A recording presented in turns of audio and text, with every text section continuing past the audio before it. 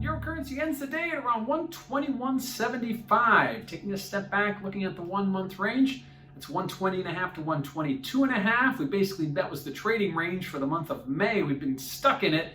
Market kind of waiting for that next catalyst moment. We thought today's ECB meeting might be that moment. We'll talk about that in a moment. But ultimately, we were looking at the dollar, watching the dollar trade.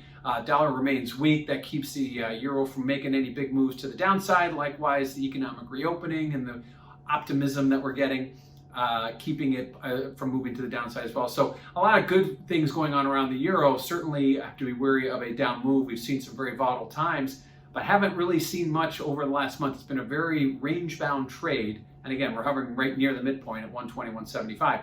Now, what does that mean for volatility? Well, if you check out that CVol index over at cmegroup.com, you'll notice that volatility continues to trend lower. The longer we stay in that range, the market gets very comfortable. There isn't any curveballs being thrown at the market, at least not yet. Still a lot of optimism priced in the market for the economic reopening and what's to come.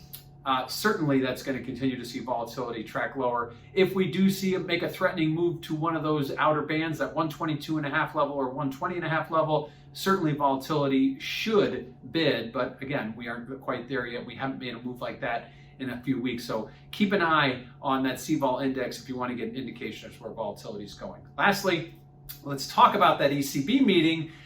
They came into today, there weren't any big expectations for any changes, and that's exactly what they got, hence the lower volatility readings that we got today. They're going to continue with their bond purchases. They're going to continue with everything as normal. Certainly, they're going to be keeping one eye across the pond over at the U.S., so it's getting some high inflation readings, which the Federal Reserve says is transitory, so it's not a big deal. But certainly, if the Fed is to start raising rates, or at least acting a little more hawkish, maybe pulling back on some of their bond purchases, that might be something that the ECB needs to keep an eye on. But certainly today, that's not the case. And when the Fed meets next week, that will not be the case either. A lot of this is going to be looking out forward to third, possibly even fourth quarter before any kind of announcement is made out of the U.S. And certainly Europe will have to be watching that very closely. And the euro will be the best way to track it. So heading into a nearly the end of the week, still trading in that range, 120.5 to 122.5. That range set back in May. We are sitting pretty at 121.70 after today's ECB meeting.